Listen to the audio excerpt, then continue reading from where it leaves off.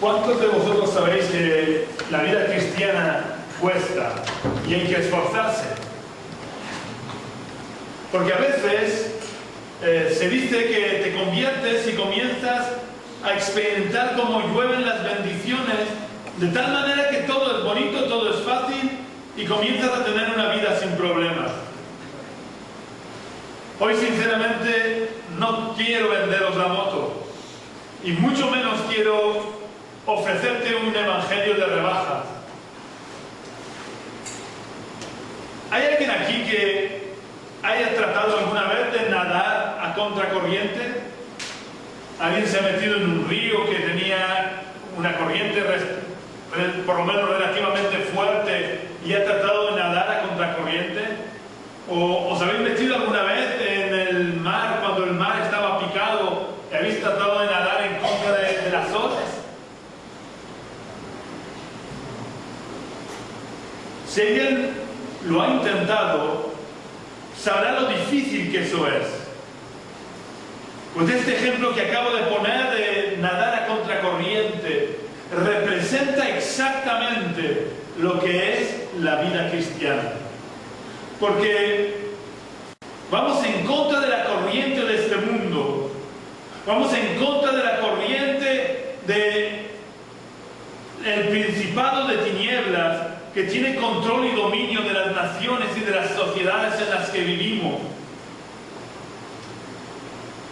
Así que necesitamos asumir cuanto antes mejor que la vida cristiana es una vida de permanente natación a contracorriente. Así que yo quiero que empecemos en esta mañana leyendo el final de un versículo. El versículo se encuentra en Daniel, el libro del profeta Daniel, en el capítulo 11, en el versículo 32, pero voy a leer solamente la última frase del versículo. Dice la última frase de Daniel 11:32. Os dejo un poquito para que lo busquéis. Si abrís en la Biblia por la mitad, sale el libro de los Salmos. Después están Proverbios, Eclesiastés, Cantares, Isaías, Jeremías, Lamentaciones, Ezequiel y Daniel. ¿Vale? Pues como decía, dice el final de este versículo: pero el pueblo que conoce a su Dios se esforzará y actuará. Vamos a orar al Señor. Oh Dios, te damos las gracias por estar delante de tu presencia. Gracias, Señor, porque tú eres el que nos ministra. Nosotros venimos a honrarte, a adorarte, pero tú eres el que nos ministras a nosotros. Tú eres el que edificas tu reino en nuestros corazones. Tú eres el que nos tocas. Tú eres el que nos enseñas. Tú eres el que nos guías. Por eso en esta mañana, Señor, quiero pedirte que tú tengas el control de todo mi ser, mis pensamientos, de mi boca, Señor, que toda palabra que salga de mi boca sea ungida, dirigida y guiada por tu Santo Espíritu, para que pueda tocar nuestros corazones y pueda realizar la obra para la cual tú la envías. Oh Dios, yo te pido, Señor, que nos hables, que no salgamos de este lugar como hemos entrado, que podamos oír tu voz y que podamos convertirnos a ti de verdad, de todo corazón, con todas nuestras fuerzas, con toda nuestra mente. Oh Dios, yo te pido que tú nos transformes, que tú nos despiertes, Señor.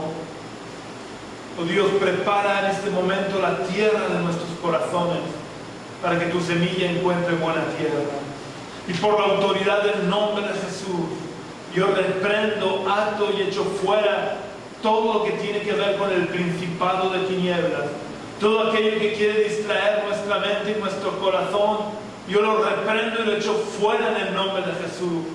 Declaro este lugar bajo la unción de tu Santo Espíritu y te pido, Señor, que tú nos hables en el nombre de Jesús. Amén.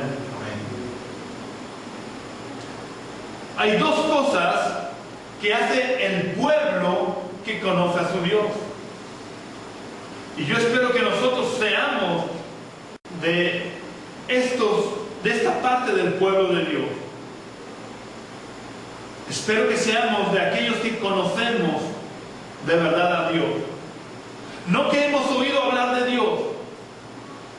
Muchas veces, os pongo el ejemplo, yo conozco al rey Felipe V, pero lo conozco de oídas. Lo conozco porque oigo hablar de él en la televisión, porque es portada de alguna revista y de algún que otro periódico, pero jamás he tenido el gusto de darle ni siquiera la mano. Y una parte del pueblo conoce a Dios de esta manera. Sabe que Dios existe, sabe que Dios está ahí arriba, sabe que Dios es real, pero no ha tenido un encuentro real con Dios. No tiene una vivencia día a día con Dios. Pero el pueblo que de verdad conoce a Dios, que de verdad tiene una relación personal con Dios, hace dos cosas según este versículo. Según este versículo, aquellos que conocen a Dios de verdad se esfuerzan y actúan. Pero el pueblo que conoce a su Dios se esfuerza por vivir cómodo en su casa y actuará de forma que consiga obtener las comodidades que le permitan vivir bien. No, a esto no se está refiriendo este versículo. Este versículo está hablando de esfuerzo y acción en favor del reino de Dios, para que el reino de Dios se afirme y fortalezca en nuestras vidas, pero no solo en nuestras vidas, sino también en nuestras familias, en nuestros vecinos, en nuestro entorno laboral. El cristianismo en el mundo occidental en el siglo XXI ha entrado en un conformismo que es difícil de entender. Y es difícil de entender si estudiamos un poco la historia del cristianismo y si estudiamos el cristianismo actual en otras partes del mundo, donde el ser cristiano supone una condena a muerte. En el mundo occidental se ha extendido con bastante fuerza la idea de que Dios no nos puede pedir nada que no nos cueste, porque todo lo que recibimos lo recibimos por gracia. Y si es gracia, si es por gracia, no cuesta nada. Pero quiero deciros en esta mañana que esto es una deformación de la realidad, o es una verdad a medias y por tanto una mentira. Porque aunque es verdad que todo lo recibimos por gracia, esto no quiere decir que no vayamos que no nos vaya a costar nada. El que todo lo recibimos por gracia no quiere decir que podamos vivir la vida cristiana de forma pasiva, estando muy cómodos en nuestras casas y yendo a la iglesia cuando nos apetece. El que todo lo recibamos por gracia no quiere decir que no nos tengamos que esforzar y actuar. Que todo lo recibamos por gracia solo quiere decir que jamás vamos a lograr merecer lo que Dios nos da. Por eso lo recibimos todo por gracia. Porque por más que yo haga, jamás voy a ganar el mérito de obtener nada de parte de Dios. Por más que nos esforcemos, siempre estaremos lejos de alcanzar el poder pagar el precio de lo que Dios nos da. Pero quiero deciros en esta mañana que a pesar de que nunca lo vamos a merecer, Dios nos lo da, y nos lo da por gracia. Pero eso no quiere decir que no tengamos que esforzarnos y actuar. Dios espera de su pueblo que sea un pueblo esforzado y que actúe. Porque aunque Dios nos dé por gracia las fuerzas Aunque Dios nos dé por gracia las armas, aunque Dios nos dé por gracia las estrategias y todo lo necesario para vencer, Él espera que nosotros nos esforzemos en aprender el manejo de las armas. Dios espera que nosotros nos esforcemos en usar las armas que Él nos da en beneficio de su reino. A veces hay una idea equivocada de que tengamos que ser los cristianos pobres de solemnidad. Especialmente esta idea se introdujo en la Edad Media como una manera de contrarrestar la perversión del Evangelio en la que la Iglesia había caído. Los puestos de responsabilidad en la Iglesia se compraban por dinero. Y lo que se buscaba en la Iglesia era enriquecerse.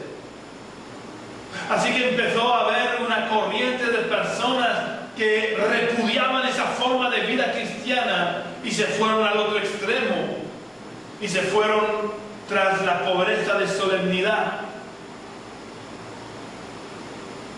Pero esto no es lo que Dios quiere.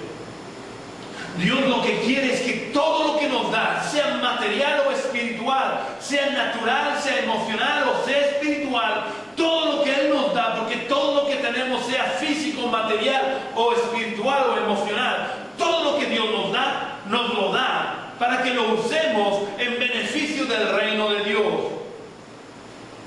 Y Dios ha dado a ciertas personas la capacidad de ser empresarios. Dios le ha dado a personas la capacidad de ser buenos administradores, de tal manera que sean capaces de conseguir que los bienes aumenten, que sus riquezas aumenten. Y el problema no es que nuestras riquezas puedan aumentar. El problema se origina cuando solo vivimos para aumentar nuestros bienes. El problema surge cuando solo vivimos para atesorar y enriquecernos nosotros sin darnos cuenta de que nosotros solo somos administradores de los bienes que Dios pone a nuestro cuidado para la edificación y la extensión del reino de Dios. Lo que quiero decir con esto es que el cristiano, el que de verdad conoce a su Dios, tiene que ser esforzado y tiene que actuar en el ambiente donde Dios lo ha puesto. Si eres empresario, entre los empresarios; si eres actor, entre los actores; si eres cantante, entre los cantantes; si eres deportista, entre los deportistas. Allí donde Dios te ha puesto, tienes que usar las capacidades y los talentos que Dios te ha dado para esforzarte y actuar de manera que el reino de Dios pueda establecerse y pueda extenderse a través de nuestra vida. Cuando llegamos a entender este principio espiritual de que el propósito central y prioritario de Dios es el establecimiento y la extensión de su reino, nuestra visión del cristianismo debe de cambiar. Porque entenderemos que ya no somos los reyes del tablero de ajedrez, sino que somos los peones. Toda nuestra vida cristiana ya no debe de girar en torno nuestro, sino que debemos de buscar el beneficio del reino de Dios. Debemos de buscar el avance del reino de Dios y el retroceso del principado de las tinieblas. Y debemos de buscar esto en todos los ámbitos en los que nos movemos. Para los que no sabéis nada de ajedrez, quiero deciros de manera simplificada que una partida de ajedrez termina cuando uno de los dos reyes no puede evitar ser matado. Porque haga el movimiento que haga, es comido por una pieza del contrario. Por lo que la partida gira en torno del propósito de proteger a nuestro rey y de acorralar al rey contrario. Porque el rey es la pieza central y fundamental, es la pieza más importante. Y en este juego, la pieza que tiene menos valor es el peón, cuya única misión es la de proteger y trabajar en beneficio de las demás piezas que son más importantes. Volviendo a hacer la comparación con el ajedrez, la vida cristiana muchas veces la vivimos como si nosotros fuéramos el rey y todo girara en torno nuestro. Pero la realidad de cómo debemos de vivir la vida cristiana es reconociendo que nosotros solo somos los peones que tenemos que vivir para el beneficio y la extensión de nuestro rey, que es el rey del reino de los cielos. El peón siempre trabaja para beneficiar a las demás piezas y sobre todo para beneficiar y proteger al rey. Y nosotros, si de verdad conocemos a nuestro Dios, tenemos que esforzarnos y actuar como un peón al servicio de nuestro rey. Porque trabajar por el establecimiento y la extensión del reino de Dios debería de ser el centro y la meta de nuestra vida. Los cristianos en el mundo occidental necesitamos levantarnos del sueño en el que vivimos y abrir bien nuestros ojos para darnos cuenta que, aunque todo es por gracia, necesitamos esforzarnos y actuar en beneficio del reino de Dios. En vez de preocuparnos solo de nuestra comodidad, porque puede que llegue el día en que nuestra comodidad nos sea quitada, como le ocurrió a Job. Y si no estamos preparados para este día, nuestras vidas pueden derrumbarse como un castillo de naipes. Cuando todas las comodidades le fueron quitadas a Job, cuando incluso le quitaron sus seres más queridos, y aun cuando le quitaron su salud, su vida no se derrumbó. Es verdad que su vida se tambaleó, pero no se derrumbó. Porque antes de que todo le fuera quitado, él vivía esforzadamente. Él vivía buscando la gracia de Dios. Él actuaba en obediencia a la voluntad de Dios. Y tanto era así que el propio Dios dio testimonio de él, de que no había un hombre en la tierra como él, que era un hombre esforzado, que buscaba la obediencia a Dios. Para que nos demos cuenta de la necesidad del esfuerzo y la acción en el reino de Dios, quiero que veamos un ejemplo. Vamos a ver de forma genérica más de uno, pero de forma específica vamos a ver un ejemplo. Para que nos demos cuenta de la necesidad del esfuerzo y la acción en el reino de Dios.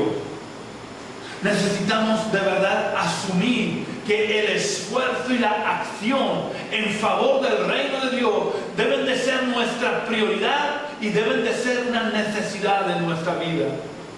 El ejemplo que quiero que veamos es el de Moisés. Y vamos a leer unos versículos en el libro del Éxodo, capítulo 3.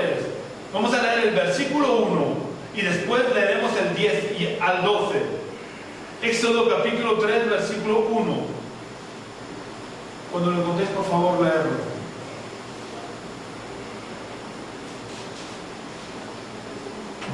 Apuntando Moisés las ovejas, Jetro su suegro, sacerdote de Madián, llevó las ovejas a través del desierto y llegó hasta Horeb, monte de Dios. Y ahora los versículos 10 al 12. Ven, por tanto, ahora te enviaré a Faraón, para que saques de Egipto a mi pueblo, los hijos de Israel. Entonces Moisés respondió a Dios: ¿quién soy yo para que vaya a Faraón y saque de Egipto a los hijos de Israel? Y respondió: ve, porque yo estaré contigo, y esto te será por señal de que yo te he enviado cuando haya sacado de Egipto a tu pueblo. Si veréis a Dios, veréis a Dios. En primer lugar, quiero que nos demos cuenta de que Moisés estaba con la rutina habitual de su vida y de su trabajo. Por eso he leído el primer versículo, para que nos demos cuenta que Moisés no estaba haciendo nada especial. Moisés estaba con la rutina habitual de su vida. Estaba apacentando las ovejas de su suegro. Y estando en esta rutina, tuvo un encuentro con Dios, en el que Dios le informó de lo que quería hacer y que él había escogido a Moisés para que llevara a cabo sus planes, para liberar a su pueblo. Todos sabemos que en un principio Moisés se resistió un poco, pero al final obedeció. Y lo que quiero resaltar es que a pesar de que Dios le dijo que estaría con él, Moisés tuvo que dejar su rutina habitual. Moisés tuvo que dejar las ovejas de su suegro. Moisés tuvo que dejar la comodidad de sus tiendas en el desierto donde vivía con su suegro. Tuvo que coger a su esposa, a su familia y volver a Egipto, donde él era buscado como un asesino. Tuvo que enfrentarse al peligro de que lo detuvieran. Pero Moisés decidió obedecer a Dios y se esforzó y actuó en consecuencia. El esfuerzo siempre nos tiene que llevar a una misma dirección: actuar en obediencia a la voluntad de Dios. Yo quiero preguntarte en esta mañana, ¿quién hizo los milagros para que Israel pudiera salir libre de Egipto? ¿Quién castigó con plagas a Egipto e hizo maravillas para que al final Faraón dejara salir libre al pueblo de Israel? ¿Quién lo hizo? Fue Dios quien hizo los milagros, ¿no? Pero ¿quién tuvo que esforzarse, dejar su comodidad y volver a Egipto para que pudiera Dios liberar a su pueblo? Fue Moisés. ¿Quién tuvo que actuar presentándose delante de Faraón a pesar de ser un fugitivo de Egipto? Fue Moisés. Dios viene con nosotros. Dios se encarga de hacer aquello que está fuera de nuestro alcance. Los milagros son cosa de Dios, pero nosotros tenemos que esforzarnos y actuar en consecuencia. Dios es quien con su gracia nos fortalece y nos capacita, pero ¿quién tiene que estar dispuesto a esforzarse y a actuar de acuerdo a la voluntad de Dios? Nosotros. Quizás pienses que esto ocurrió con Moisés porque Dios tenía un plan para la vida de Moisés, para que él se convirtiera en el libertador de su pueblo, pero que eso no va contigo, que tú eres una persona anónima y sin importancia. Si piensas así, quiero decirte que estás en un grave error, porque Dios tiene un plan para tu vida. Porque en un tablero de ajedrez todos los peones tienen su importancia y por un peón se puede ganar una partida. Todos los peones, aunque son las piezas de menos valor en el tablero de ajedrez, tienen su utilidad en la estrategia de la partida. Quizás Dios use a unos de una forma más notoria que a otros, pero el que uno realice una labor más notoria no quiere decir que sea más importante.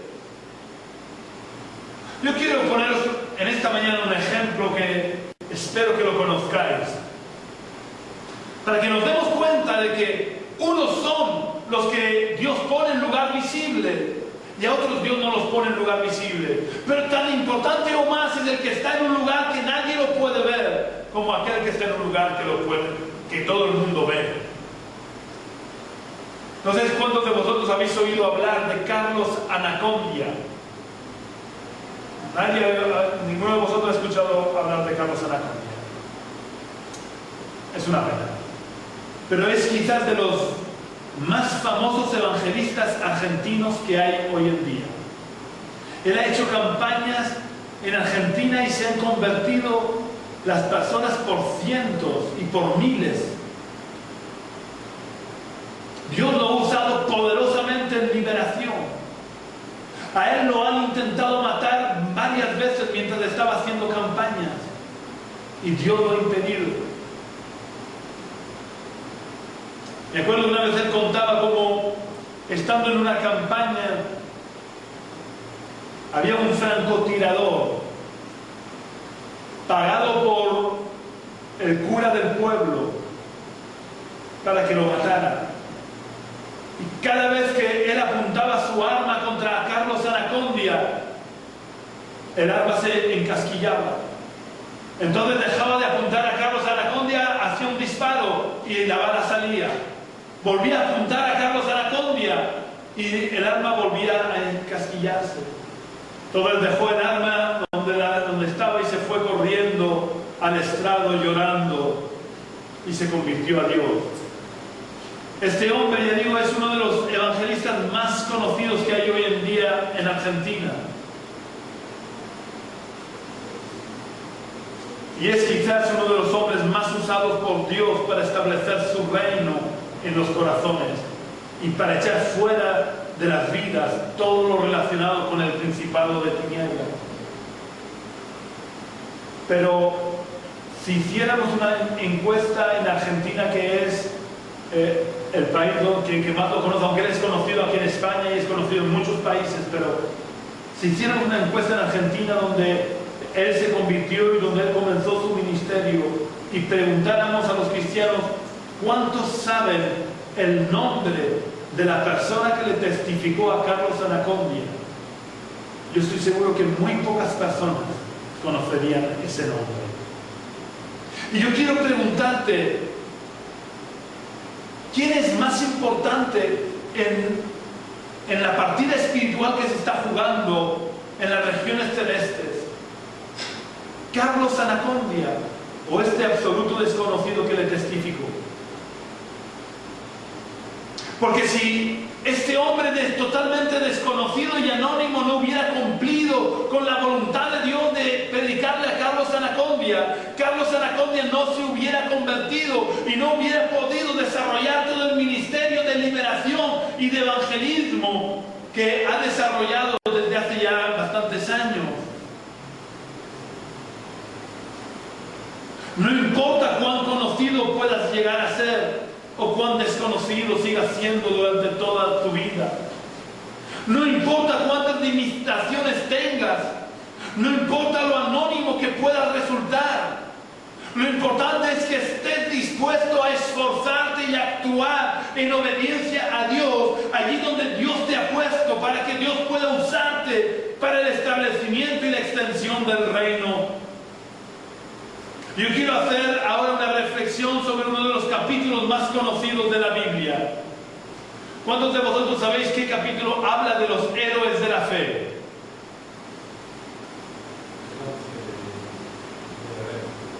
Muy bien. Hebreos capítulo 11 habla de los héroes de la fe. Y voy a hacer una reflexión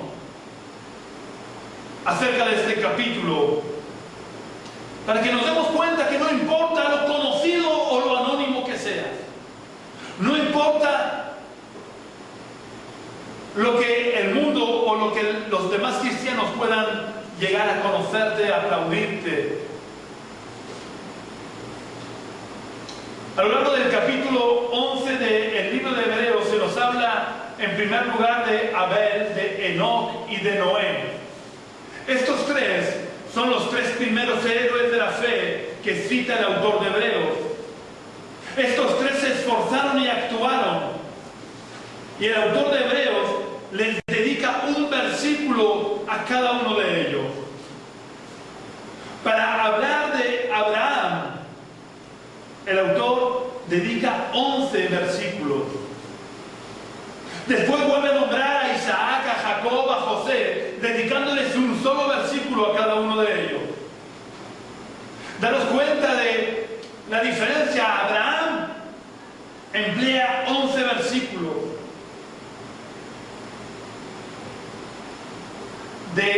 Para Abel, Enoc, Noé. Para Isaac, Jacob y José. Los cita solo en un versículo. A Moisés le dedica 7 versículos.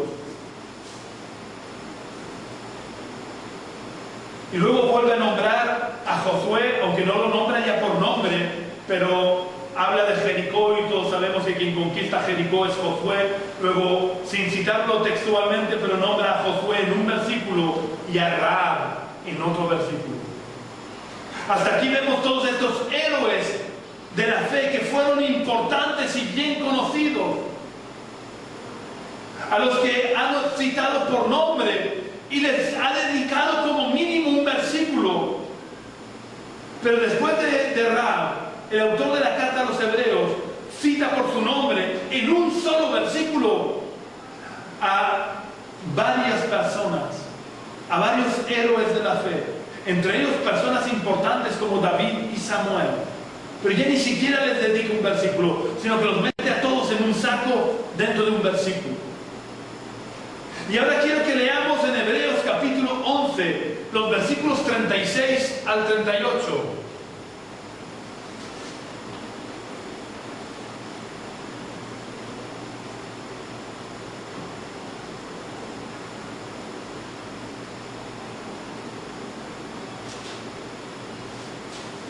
Otros experimentaron vituperios y azotes, y a más de esto, prisiones y cárceles. Fueron apedreados, aserrados, puestos a prueba, muertos a filo de espada, anduvieron de acá para allá cubiertos de pieles de ovejas y de cabras, pobres, angustiados, maltratados, de los cuales el mundo no era digno, errando por los desiertos, por los montes, por las cuevas y por las cavernas en la tierra, de la tierra.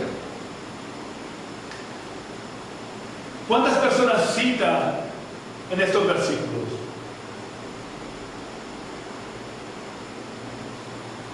Bueno, Por nombre no cita a ninguno. Dice otros, personas totalmente anónimas, totalmente desconocidas. No sabemos a quién se refiere. Pero estos fueron tan héroes de la fe como fueron los que tuvieron cierto renombre. Estas personas eran totalmente anónimas, pero fueron fieles a Dios. Y cada uno de ellos se esforzaron y actuaron en beneficio del reino de Dios. Y por eso están incluidos en esta lista. Personas anónimas del pueblo de Dios, personas anónimas del reino de Dios, que se esforzaron y actuaron en favor del reino de Dios, pero que fueron desconocidos. Esto no es lo que nos debe de motivar. El que yo sea una persona conocida o no lo sea, eso no debe de influirnos a nosotros para nada. No necesitamos ser personas conocidos, ni mucho menos reconocidos. ¿Sabéis cuántas personas en las iglesias no son conocidas? Hay una enfermedad en las iglesias que se da normalmente en las iglesias grandes. A esta enfermedad se le llama pulpitis. Y es que la gente quiere ocupar los puestos de la iglesia que son vistos y reconocidos. Pero luego le pides a las personas servir a Dios en áreas en las que no son vistas. Y qué pocas personas se apuntan. Sin embargo, hay personas que son totalmente anónimas en las iglesias. Estoy hablando de iglesias grandes porque aquí es difícil que seamos anónimos, porque somos tan pocos que es difícil que seamos anónimos. Pero en las iglesias grandes hay personas que son anónimas, absolutamente anónimas, que casi ni el pastor las conoce, pero que Dios las conoce.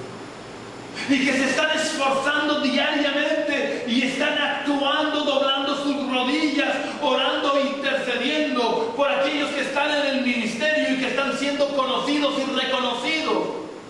Y que si no fuera por la oración, si no fuera por el esfuerzo de estas personas anónimas que todos los días están doblando sus rodillas para orar e interceder por los que están siendo conocidos y reconocidos, no lo serían. Cuentan, no sé si esto ocurrió de verdad o es solo una anécdota, anécdota que se cuenta, pero cuentan que una vez el pastor de una iglesia bastante grande, que era muy conocido y reconocido en la ciudad, en la nación, tuvo un sueño y soñó que llegaba al cielo y veía a un diácono de la iglesia que le daba una corona bastante grande. Llegaba otro miembro de la iglesia también con un ministerio que se veía y le daban una corona también que, bueno, respetable. Y iban pasando los miembros de la iglesia y al final solo quedaba una ancianita que cuando él la vio dijo, uy, ni siquiera me había dado cuenta que venía a los cultos, y quedaban dos coronas solamente, una muy grande y una muy pequeña. Y claro, el pastor enseguida pensó, bueno, la corona grande es para mí, porque claro, yo soy el pastor de la iglesia. Y cuando llegó, le dieron a la mujer que era desconocida la corona más grande y para el pastor la más pequeña. Y entonces el pastor le preguntó a Dios, pero ¿esto por qué es así? Y él le dijo, porque todos los resultados de tu ministerio, todo lo conocido que tú has llegado a hacer, ha sido gracias a que esta hermana ha estado orando por ti e intercediendo por ti todos los días. No importa lo anónimos que seamos. Lo que importa es que seamos fieles a Dios en esforzarnos y actuar de acuerdo al propósito de Dios para nuestra vida.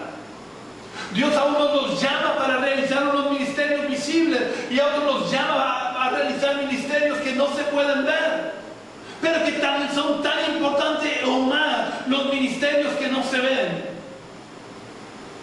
¿Sabéis? En las iglesias suele ocurrir que los grupos de oración suelen ser los menos solicitados. Los ministerios de intercesión suelen ser los menos deseados. Porque el ministerio de intercesión no debe de ser visto. Hay que orar en lo secreto. Hay que doblar las rodillas en lo secreto. Hay que clamar a Dios en lo secreto. Y eso no le gusta a nuestra carne, no le gusta a nuestro yo. Pero lo que quiero resaltar en esta mañana es que el cristiano que conoce a su Dios se esforzará y actuará. Ya sea en lo visible, porque si Dios te está llamando a lo visible, tan pecado es que tengas falsa humildad y digas, no, yo no. Como si Dios no te llama a eso y tú quieres estar ahí donde no te llama. No es importante el que yo parezca humilde. Lo importante es que yo reconozca a lo que me llama Dios y me esfuerce y actúe de acuerdo al plan y al propósito de Dios para mi vida. Quizás algún día algunos de nosotros seremos reconocidos y seremos conocidos, o tal vez no. Unos seremos de los que el autor de la carta de los Hebreos le dedica 7 versículos, pero otros estaremos en el paquete de los otros que ni siquiera se nombra. Pero ¿qué importa eso? Lo importante es que seamos esforzados y actuemos y colaboremos con Dios en el establecimiento y la extensión de su reino. El último pasaje que quiero que leamos se encuentra en la carta del apóstol Pablo a los Efesios, en el capítulo 4 y versículos 11 y 12.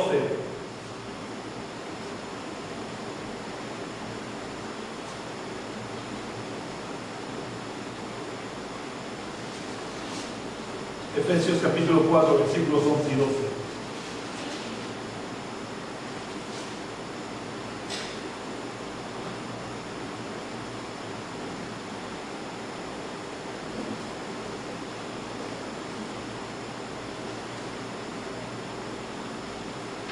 Cuando lo contéis, por favor, veanlo. Él mismo constituyó a unos apóstoles, a otros profetas, a otros evangelistas, a otros pastores y maestros, a fin de perfeccionar a los santos para la obra del ministerio, para la edificación del cuerpo de Cristo. Muchos cristianos piensan que la obra del ministerio tenemos que realizarla los apóstoles, los profetas, los evangelistas, los pastores y los maestros. Y que en consecuencia ellos solo tienen que esforzarse y actuar viniendo a la iglesia. Que la obra del ministerio la realizan los apóstoles, los profetas, los evangelistas, los pastores, los maestros, pero ellos no tienen nada que hacer. Pero yo quiero volver a leer, lo voy a leer yo. Quiero volver a leer estos dos versículos y voy a hacer énfasis al principio de lo que dice el versículo 12. Dice en el versículo 11: y él mismo constituyó a unos apóstoles, a otros profetas, a otros evangelistas, a otros pastores y maestros, versículo 12, a fin de perfeccionar a los santos para la obra del ministerio. Luego, ¿quién hace la obra del ministerio? Los santos, los cristianos. Los apóstoles, profetas, evangelistas, pastores y maestros tenemos que perfeccionar a los santos para que cada uno de vosotros realicéis la obra del ministerio. Todos los cristianos, todos los santos, todos los cristianos tienen que esforzarse y actuar de tal manera que la obra del ministerio sea realizada por cada uno de nosotros. Y Dios nos va a pedir cuentas a cada uno de nosotros por la obra del ministerio que Él esperaba que cada uno de nosotros hiciéramos. Y no valdrán las excusas de que yo no valgo, no estoy capacitado, porque Dios, a quien llama, capacita. Dios no llama a los capacitados, sino que a los que llama, capacita. Puede ser la persona más torpe del mundo, puede ser la persona más inculta del mundo, puede ser el más ignorante del mundo, pero cuando Dios te llama, Dios te capacita para la obra del ministerio al cual Él te ha llamado. A lo mejor Dios no te va a poner a predicar delante de masas, pero te puede llevar a predicarle a personas que luego Él usará para ir a las masas. Cuando se convirtió Pablo, que yo creo que es quizás una de las columnas más importantes de la iglesia, porque él puso el fundamento doctrinal de la iglesia, o la mayoría del fundamento doctrinal de la iglesia la puso Pablo. Sin embargo, quien fue a orar por él fue un discípulo llamado Ananías, un discípulo de Damasco, un simple miembro de la iglesia. Bueno, dice la tradición, que puede ser cierto, que este Ananías era el pastor de la iglesia de Damasco. Da igual. El caso es que Lucas dice que era un discípulo de Damasco. Y con el ejemplo que os he puesto de Anacondias, un cristiano le predicó. Dios había llamado a ese cristiano a hablarle a Anacondia, y este cristiano fue fiel y le habló a Anacondia. Yo estoy seguro que cuando él le estaba testificando a Carlos Anacondia, él no era capaz de poder ni siquiera imaginar a dónde lo iba a llevar Dios a este Carlos Anacondia. Daros cuenta, y esto es algo raro, pero la primera campaña de evangelización que hizo Carlos Anacondia la hizo al año de haberse convertido solamente. Y fue un hombre esforzado, y creo que es porque creo que no ha muerto. Es un hombre esforzado. Él era el dueño de una fábrica de tornillos y él lo dejó todo por servir al Señor, por cumplir el plan y el propósito. Pero él pudo hacerlo porque hubo un cristiano anónimo de alguna iglesia que un día le predicó el Evangelio.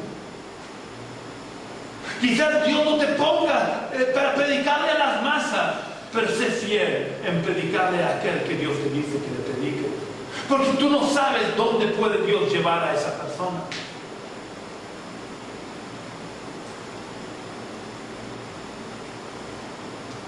Dios nos llama a cada uno de los cristianos, Dios nos llama a todos los santos a realizar la obra del ministerio.